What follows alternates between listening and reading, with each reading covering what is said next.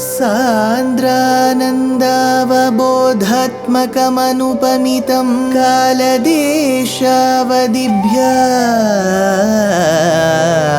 निर्मुक्तं नित्यमुक्तं निगमशतसहस्रेण निर्भास्यमानम्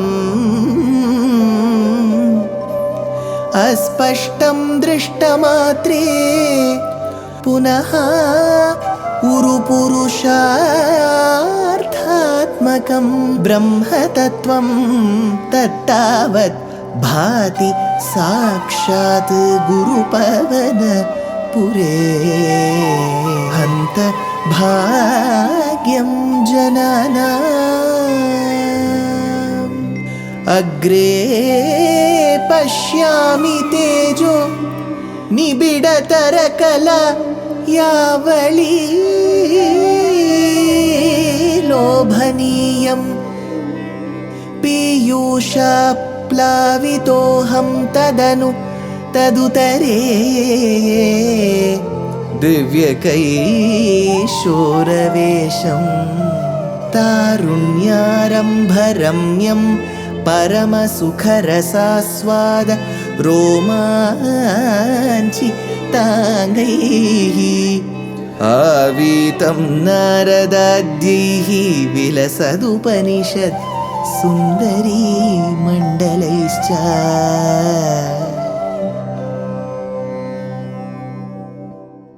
Gurupavanapure Hantabhagyam Jananam.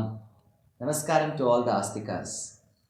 When Valmiki asks a set of questions to Narada Maharishi at the beginning of the Ramayana, he says, tell me one person who in the present world, Sampratam Loke, who has got 16 attributes. Gunavan, Kascha Viryavan, Dharmajnaha, Kritagnaha cha, Satyavakyaha, Dridhaprataha. Like this, he lists 16 gunas. 16 is such a beautiful number. And we are in Dashakam number 16. So we have to take our minds all the way to the foothills and the hills of the Himalayas. Why? We are going to witness yet another grand avataram called as Nara-Narayana avataram. How does it begin? Bhattatri says, Daksho virinchatana manostanujam labdva prasutimiha shodasha chapakanyaha dharme trayodasha dadau pitrushu swadham cha swaham havir bhuji satim girishe twadamshe atha dakshaha virinchatanayaha. This Daksha, who is the Prajapati, who is the Virinchatanaya, he is the son of Brahma. This particular son of Brahma called Daksha married Swayambhuva Manu's daughter called as Prasuti. We have discussed three names, Akuti, Prasuti and Devahuti. Devahuti we discussed with respect to Kapilavataram and Kapilopadesham, Devahutyai Nyagadihi. Here it is Prasuti.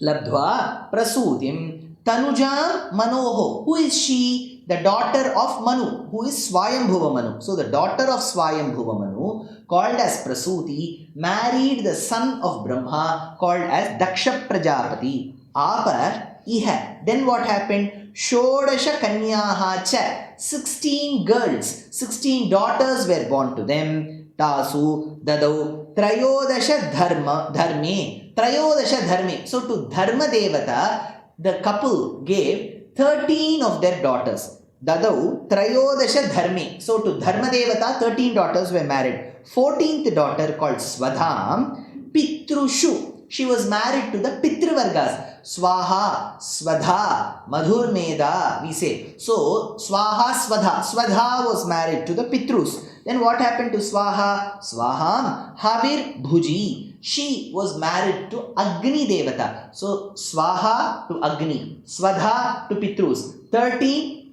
very importantly, they were married to the Dharma Devata. Who is the 16th one? Satim Girishe Twadamshe cha. So this particular Sati was married to Bhava, Shiva, Mahadeva, Twadamshecha, who is an amsham of you. So we say Vaishnavana Maham Shambhuhu, Parama Vaishnava Shiva. So to that great Shiva Mahadeva was this Sati married to, says Bhattatri in this shlokam. Next he says, मूर्तिर्हि धर्मगृहिणी सुषुवे भवन्तं नारायणं नरसखं महितानुभावं यज्जन्मनि प्रमुदिताः कृततूर्यघोषाः पुष्पोत्करान् प्रववृषुर्नुनुवुः सुरौघाः मूर्तिः हि धर्मगृहिणी सुषुवे. So this particular Murti, who is the Dharma Patni of Dharma Devata. So Dharma Devata married 13 daughters of Daksha Prajapati, right? So this particular daughter is called Murti. So Murti married Dharma Devata, Bhavantam Narayanam Mahitanubhavam. So to them, to this Dharma Devata along with Murti, Bhavantam Narayanam, to them was born Narayana, Narasakham, along with his other brother called Nara. So Nara and Narayana were born. If you go to the ancient temple of the 4th century, a temple which was constructed based on the Panchayata worship and the Samhita Bhagam called as Devgad temple in Uttara Bharatam, you will see a beautiful panel of Nara and Narayana in penance. So it's an extremely important panel. Narasakham Yajjanmani, at that birth, at that point in time, Suraughaha Pramuditaha Pravavrushuhu. So the moment they saw that Nara and Narayana had taken birth, all the devas were ready to propitiate and worship them. So they worshipped by showering flowers. Pushpotkarana, so Pushpotkaran, with flowers they showered. Kritaturya Ghoshaha, just not showering flowers. It was accompanied to the blowing of the trumpets and Anaka and Dundubi and the drums. So he says, Krita Turya Ghoshaha Nunuvuhu Cha, and praised you. So they praised him at the end of it. Says the second shloka. The third shloka, Daityam Sahasra-Kavacham Kavachaif Paritam Sahasra-Vatsara-Tapaha Samarabhilavyaihi Paryaya Nirmita Tapas Samarau Bhavantau Shishtei Kantakamamum Nyahatam Salilam. Daityam Sahasra-Kavacham. There was an asura called as Sahasra-Kavacha. Sahasra, 1,000. Kavachas, many armors together. Paritam Kavachaihi, who was covered by 1,000 Kavachas.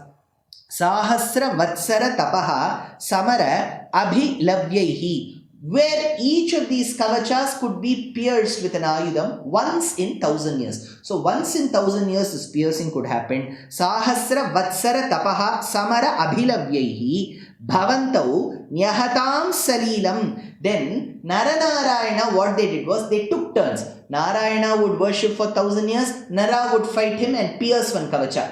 Then Nara would do penance for 1,000 years, Narayana would go and pierce his kavacha, and thereby his number of kavachas will keep reducing, and both of them will take turns, because his boon was the one who can pierce my armor should have done tapas for 1,000 years. Then what will happen? The person who does tapas and pierces will have to spare him for another 1,000 years. That is why Nara and Narayana took turns. Bhavantau Nyahatam Salilam Paryaya Nirmita Tapaha Samarau, after having done penance and fighting him. Alternatively, Amum Shishta Eka Kantakam. So there was only one armor left. So 999 armors were destroyed by Nara and Narayana. There was only one left. That is when he takes us through the next shloka. Anvacharan upadishannapi moksha dharmam tvam bhratriman badarikashrama madhyavatsihi shakrotha te shamatapobala nisahatma divyangana parivritam prajighaya maram tvam bhratriman anvacharan. Tvam Bhratriman, along with your brother Nara, Anvacharan, as you were practicing, Upadishan api moksha dharmam, as you were also preaching the path to moksha, the upaya to be deployed for moksha. Adhyavatsihi Badarikashramam, where did Nara and Narayana dwell? They dwelled in an ashramam at Badarikashramam. Badarikashramam is called as Badrinath today in the state of Uttarakhand. That is why the Parvatam itself is called Nara-Narayana Parvatam. So he says, Adhyavatsihi Badarikashramam. That point in time when somebody does penance, when somebody is doing aradhana, Indra will not be able to take it. So he comes. Atha shakraha te shama tapobala nissahatma. That Indra could not withstand the power with which the penance was being carried, the simple grit with which the penance was being carried. Nissahatma prajighaya maram. Thereby he deputed Kamadeva, the god of love. So you call him Cupid in the Western civilization. Thereby to ensure that there is no more penance performed, to get his penance disturbed, immediately he deployed Prajighaya Maram. Maram means Kandarpa, Kamadeva, Ananga. Of course, in Shiva's time, he became Ananga. These are the Paryaya Vachaka Shabdam, Kandarpa, Mara, then you've got Kamadeva. These are all the names. So, Prajighaya Maram, Divyangana Parivritam. As Mara came along with a big group of beautiful Apsara Stris, what happened after that? Comes the fifth shloka. Kamo basanta malayanila bandhushali kanta kataksha vishikhair vikasad vilasaihi vindhyan muhurakampam udikshya chatvam भीतस्त्वयात्थ जगदे मृदुहा सभाजा kamaha vasanta malayanila bandhushali. So this particular Kamadeva who came, Kamaha vasanta malayanila bandhushali, with two of his very close friends. How does Shungaram love get induced? He says Malayanila Bandhushali. So one is the breeze from the Malaya Parvatam, the other is Vasanta. So the Vasanta Ritu, that season of the year where all flowers that you see around, colorful flowers, just bloom everywhere, and all that you can see is the beautiful bees that hover around the flowers. So that is one kind of Shungara inducing Lakshanam. The other one is looking at the breeze of the Malayachala Parvatam. So he says, Kamaha Vasanta Malayanila Bandhushali. That is why when Jayadeva wrote Ashtapadi, denoting the great Maitri Bhavam between Radha and Krishna, he says, Lalita Lavangalata Pari Sheelana Komala Malaya Samir Radhe Madhukaranikarakaram Vita Kokila Kujita Kunja Kutire Haririhamugdha Sarasa Vasante. So, he says, Lavanga, Lalita, Lavanga, Lata, Parishilana, Komala, Malaya Samire. So, Malaya Parvatam and the breeze is described by Jayadeva. On the other side, he said, Madhukara, Sarasa, Vasante. So, Vasanta is described. So, Vasanta and Malaya. That is why Bhattatri says, Kamaha, Vasanta, Malayanila, Bandhushali, Vindhyan, Twa, Muhuhu. One side breeze was blowing on Nara-Narayana to induce passion in them.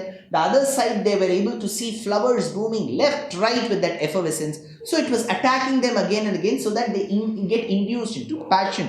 Vikasat vilasaihi. But with all these amorous gestures that were happening, Kanta Kataksha Vishikhaihi cha. They were beautiful damsels. They were just with beautiful eyes. So he says, Kanta Kataksha Vishikhaihi. With beautiful eyes they were looking. That time, Udiksha Tvam Akampam. Seeing you unperturbed. Nara and Narayana were not perturbed at all. Atha Saha Jagade Tvaya. Then he was told by you, Mrudu Hasa Bhaja, who were beaming with a very gentle smile. So that gentle smile, that Kataksha Vilasa, they were trying to induce passion. That time when Bhagavan noticed all of this, he too gave a nice smile and wanted to do an action. What action did he do? Did he bring that Garvam of Indra down? Did he ensure that Indra was shown his path? Was it done through violence, fight, war? Or was it done through Upadesham? Or was there another technique? These are all list of pertinent questions that come in our minds. I'm sure the next episode is going to answer all of them.